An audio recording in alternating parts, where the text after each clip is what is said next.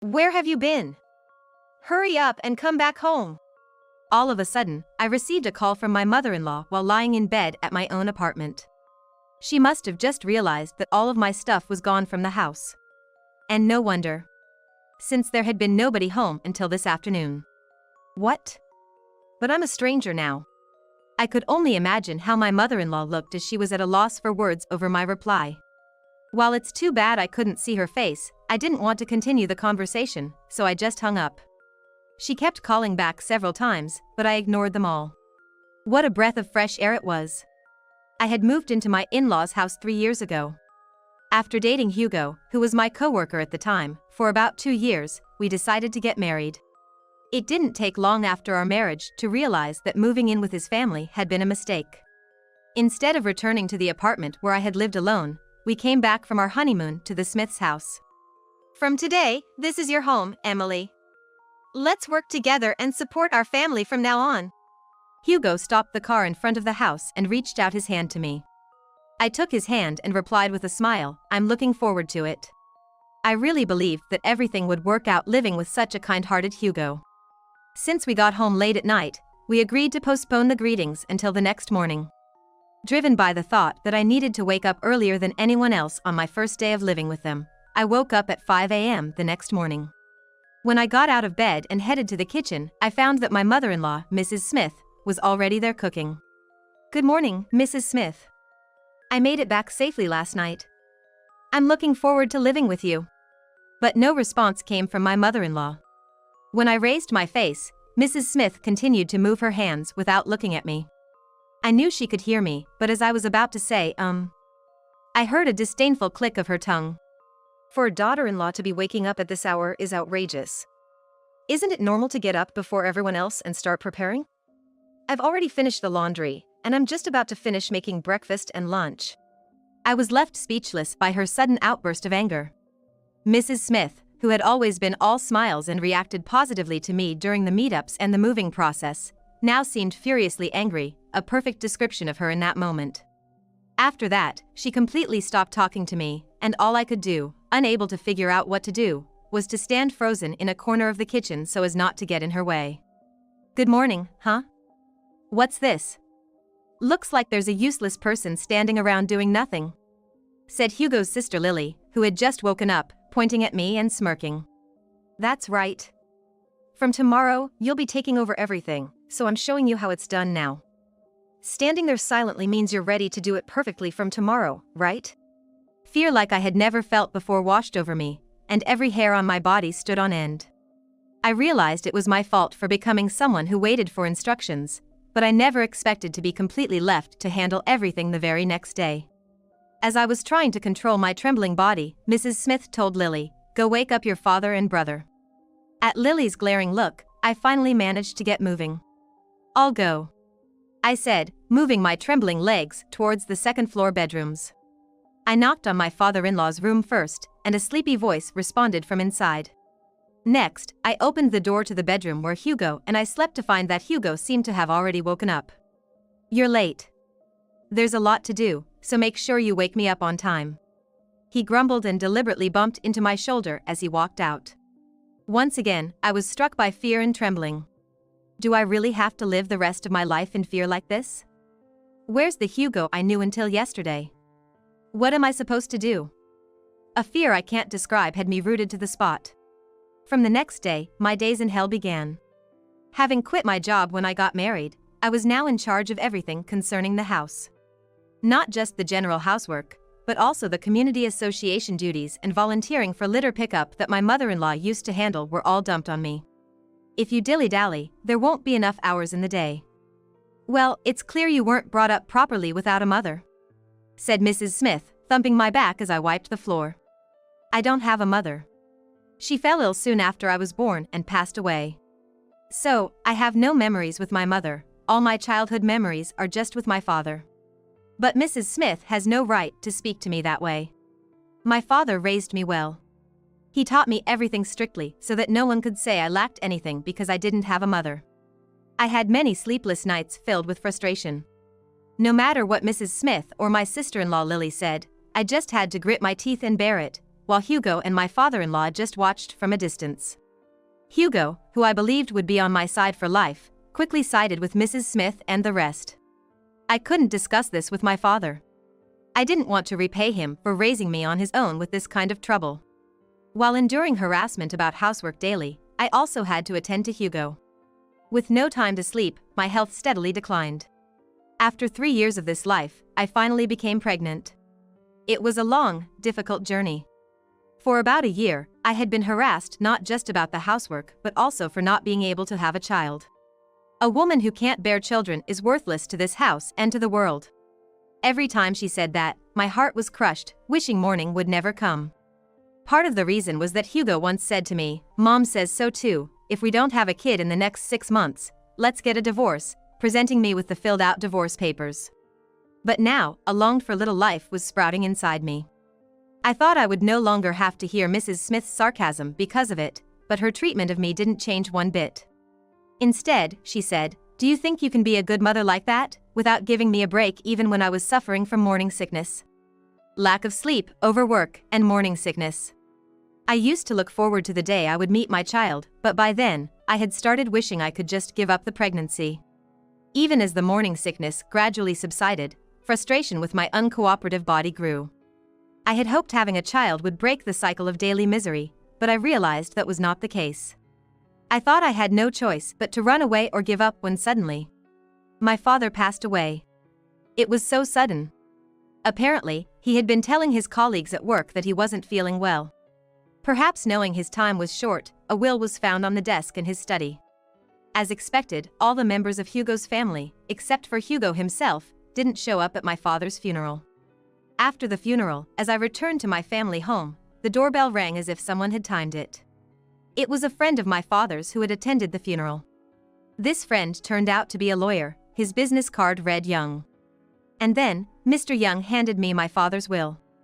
I was told to open it and see, and when I opened the desk at my father's, which also contained his will, I found a list detailing an inheritance to be passed on to me. The amount was a staggering $3 million.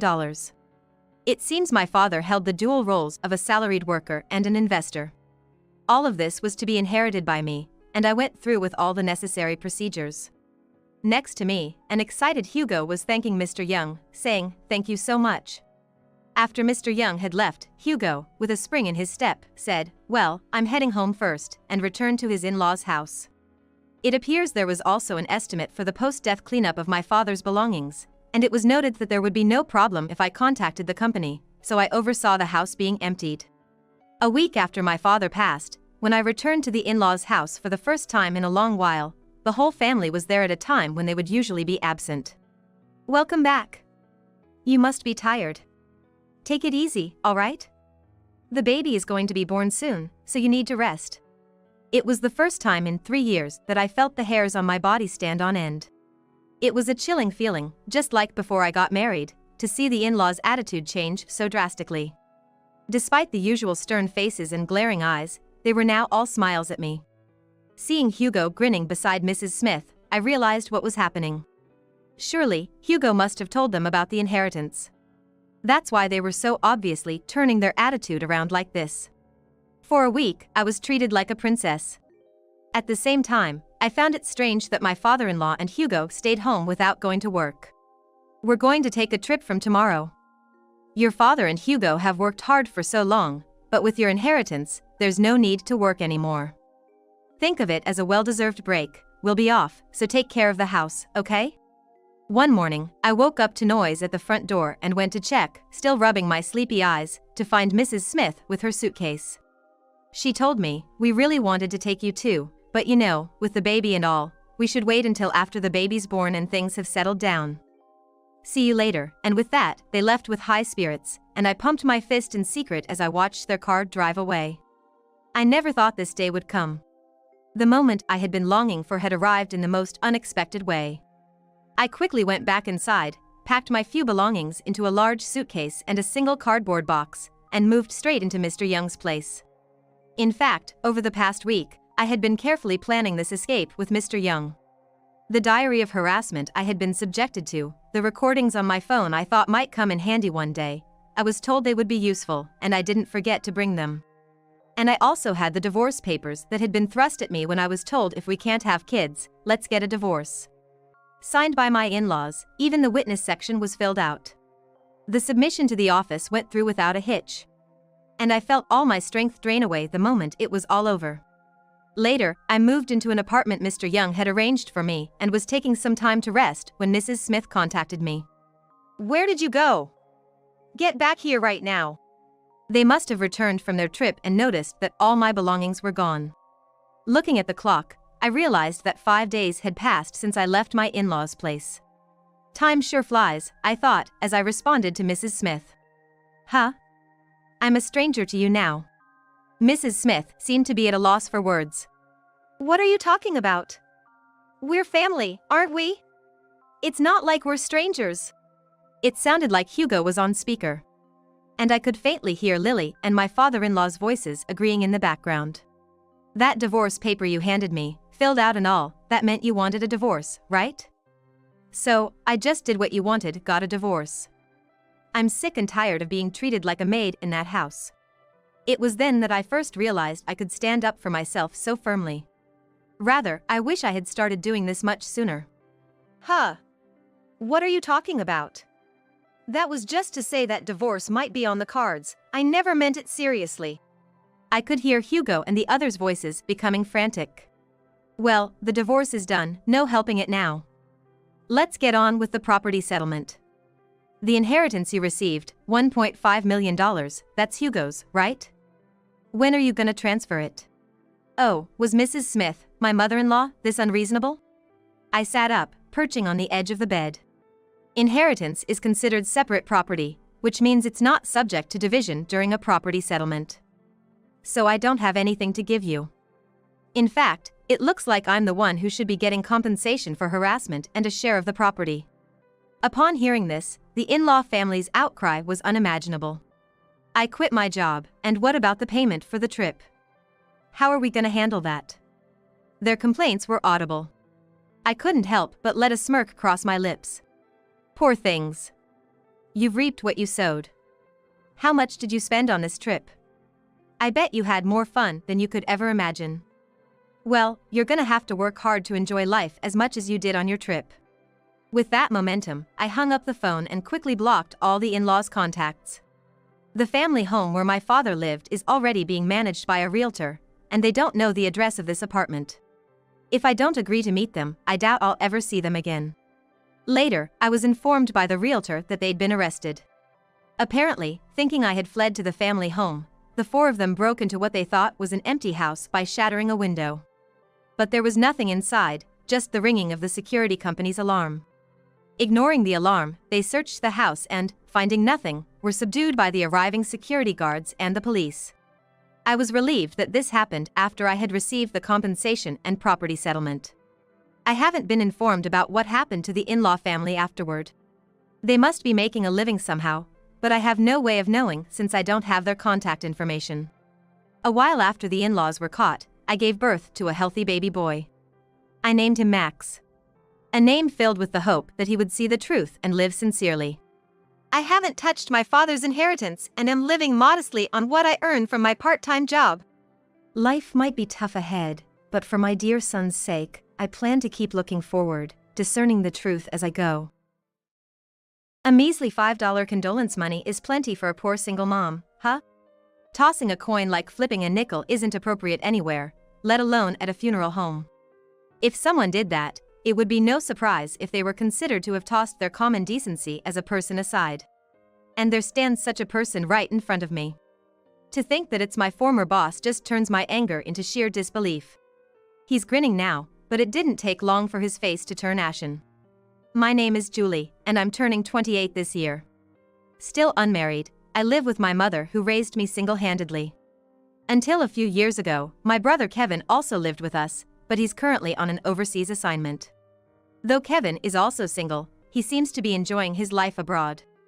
Economic reasons forced me to give up on college, so I went straight to work after graduating from a vocational high school. After my father passed away when I was in elementary school, I saw how hard my frail mother worked to raise us, and I wanted to repay her kindness as soon as I could. That's why I worked hard in vocational school, earning several qualifications and managing to get a job in one of the big local companies right after graduation with just a high school diploma. My mother, of course, and even my teachers praised me. Since the company rarely hired anyone without a college or professional degree, it was considered quite an accomplishment for the school. In that company, I worked my tail off to repay the favor of being hired, and I took care of household chores since my mother often fell ill. I wanted Kevin to properly graduate from college, so I put my life on hold and supported him. Thanks to my efforts, Kevin was able to continue his education, and I managed to get my mother to retire from her job. My hard work at the job was recognized, and I was assigned to the sales department. When my boss said, "Office work is fine, but sales suit you better," I was full of anxiety, but it turned out he was right, sales really were my thing. My performance soared, and in no time I surpassed my peers and became the ace of the team. However, the important thing here is not to get cocky about being great. In reality, I've grown with the support of many people, and it's not just my own effort that has gotten me here. While supporting each other every day with my colleagues, the sales manager who had been looking after me for years got transferred to start up a new branch. He was essentially part of the founding team. They asked me to come along, but I turned it down because I live with my mother. The person brought in to fill his shoes was Mr. Nunley, someone the president scouted for his skills. Certainly, Mr. Nunley was good at his job and had a polite and prompt manner, which made him quite popular with our clients. However, he gradually began to stand out in a bad way within the company. Despite this, because he was competent at his job, the boss, who had scouted him, had his reputation on the line, and I believe everyone was really putting up with a lot. I felt the same way, having been made to feel uncomfortable by Mr. Nunley on numerous occasions. When I was new, Mr. Nunley said, "Let's go visit some clients together." Not realizing his true nature at the time, I happily agreed. We made a good impression on the clients, and even secured a new contract right there, which led him to suggest we go out for drinks to celebrate. I had no reason to decline, so we found a nearby bar and toasted. Then Mr. Nunley started pushing me to drink more and more. "Julie, you can really hold your liquor. Of all the girls I've drunk with, you're the strongest." I was shocked when he suddenly started calling me Julie instead of using my last name, and as I was trying to process this, he overlaid his hand on mine. "Man, at this rate, you're gonna be out drinking me. Would you take care of me if I passed out?" His hand felt clammy and disgusting, and it made my skin crawl. Although I had dated a few guys before, I had never felt such revulsion, and without thinking, I pulled my hand away. "What's the matter? Didn't like that?" "No way, you're not saying that, 'cause you agreed to come out for drinks, right?" He looked at me with a creepy smile that made me shiver, and he reached for my hand again. "Or what? You know what would happen if you refused, right? I'm your boss. You get that, don't you?" This time he didn't just place his hand on mine, he gripped it tightly, and I had reached my limit. I shook off his hand. "Sorry. I'm not feeling well, I need to leave. This is for my part of the bill." I pulled out a $50 bill from my wallet, slammed it on the table, and quickly left the bar. I knew $50 was too much, but at that moment, I didn't have the luxury to think about it. "You'll remember this next week." Mr. Nunley's words hit my back, but without looking back, I frantically ran all the way to the station. Once there, I rushed into the bathroom and scrubbed the place he touched until it was red, and then I started to cry softly. My father would have been close to Mr. Nunley's age if he were still alive. I didn't mind being shown affection, but I just couldn't accept it from someone my father's age. For 23-year-old me, it was quite a shocking event. It was Friday, so I didn't have to see Mr. Nunley until Monday. Honestly, I wasn't in the mood to go to the office. But if I skipped work, I would worry my mom, so I dragged myself to work where an unbelievable amount of paperwork was piled on my desk. "You're late. I got your work ready for you. Make sure you do it right." Gone was the kind atmosphere of before. Mr. Nunley was now incredibly cold to me, and everyone looked on in surprise. Since he was only acting this way towards me, it made everyone worry that something might have happened. Though I said it was nothing, inside I was really hurt by Mr. Nunley's harassment. I was given so much work, I wondered when I would finish, and he would repeatedly criticize it without ever explaining what was wrong. "Figure it out yourself," he'd say, but then he'd turn around and say my method was wrong. It was all just so bothersome. Everyone was concerned for me, but I was determined not to let it show that I was beaten. By that time, my mom had started to weaken, and Kevin was still in his junior year of college, so quitting my job was not an option. Enduring harassment from Mr. Nunley every day, I turned 26 before I knew it. Kevin had graduated and got a job which immediately took him overseas, so it was just my mom and me living together when it happened. Like usual, Mr. Nunley was scolding me for over an hour when the company phone rang. It was my mom's hospital on the line, saying they'd tried my cell and couldn't reach me, so they called my workplace. They said my mother had collapsed and they wanted me to come to the hospital right away. I thought about explaining the situation to Mr. Nunley and asking to leave early, but he didn't take it well. "What are you saying? You hardly get any work done, and now you want to take advantage of the company's policy just because it suits you?" Mr. Nunley said with a sneer, his lips curled in disdain. But this was no time for an argument. I was out of time. "Fine, just quit your job already. Your performance has been dropping anyway, and there's no benefit for the company to keep someone useless like you around. That's why I hate hiring high school grads." I felt my fingertips go cold and I could hear my heartbeat. "That's too much," a part-timer raised her voice in my defense, but Mr. Nunley's tirade didn't stop. "There's no such thing as too much. It's always this girl acting all high and mighty. It's been ticking me off.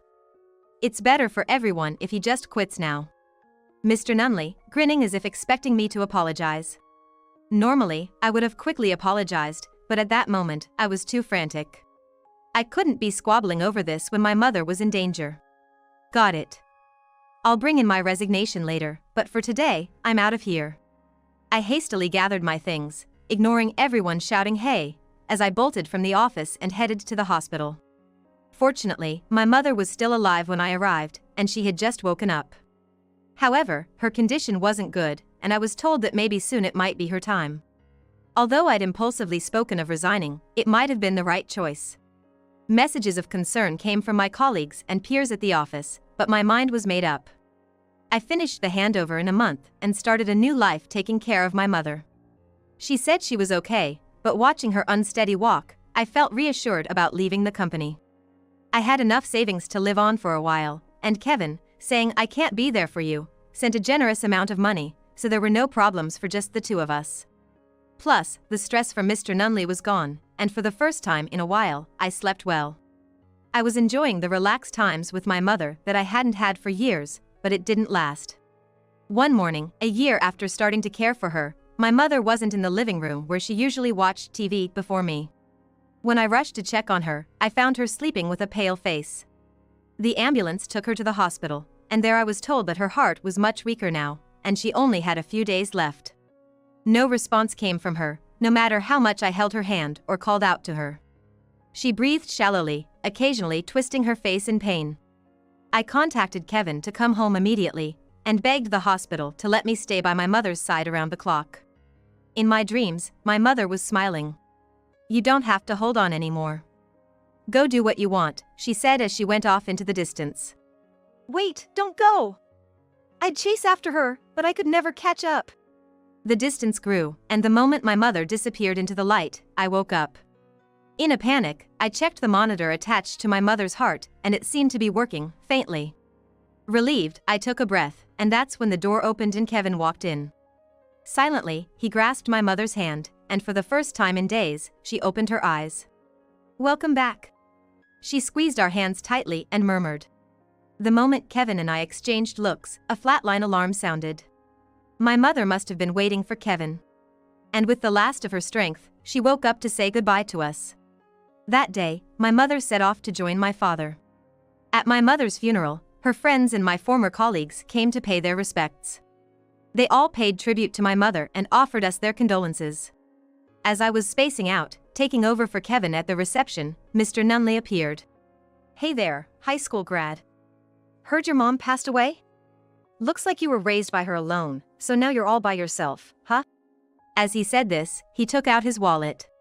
"Here's a condolence money for you. But for a poor kid from a single-parent family, $5 should be more than enough." With that, he tossed a $5 note which landed on the floor. The moment it hit, Mr. Nunley burst into laughter. "Did you hear that pathetic sound? Just like you guys. Ah, so pitiful. Such a modest funeral, and the daughter he worked so hard to raise is jobless. That's just too sad. Looking at Mr. Nunley laughing loudly, completely out of place at the funeral home, I just watched him coldly. He wasn't worth any emotion. The funeral home staff looked back and forth between me and Mr. Nunley, clearly flustered but at a loss for what to do. "Are you the boss from my sister's company?" Before I knew it, Kevin was by my side, asking Mr. Nunley in a low voice. When Mr. Nunley, still wiping away tears, said yes, Kevin took out his business card. "I'm this. We had a special contract with your company, but I'm gonna terminate that deal." Mr. Nunley took the card and immediately started shaking. And no wonder, the business card bore the name of an IT company that had a direct contract with the president. And above Kevin's name, it read CEO. I was as unaware of this as Mr. Nunley was, and when I looked at Kevin, he had a mischievous smile. "A company with employees like you is not one we can do business with. We don't need this $5 either, so would you please head back right now and report to your president how your screw-up is gonna cost your company millions?" Kevin pressed the $5 coin back into Mr. Nunley's hand and called over the staff to drag him out. Mr. Nunley tried several times to get back in through the automatic doors, but each time he was chased out by security, and eventually, the police took him away.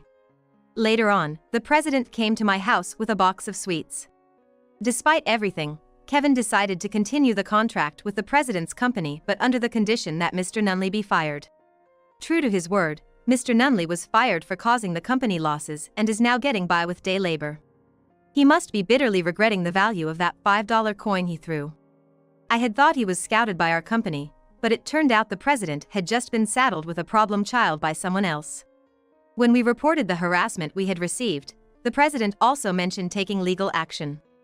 I think now that I should have reported it sooner, but at this age, the hardship of living day to day facing a hefty damages claim is no ordinary matter. In that sense, maybe the timing turned out to be just right. Kevin went back overseas soon after. Initially, he worked at his assignment, but he ended up starting an IT company with someone he became friends with there.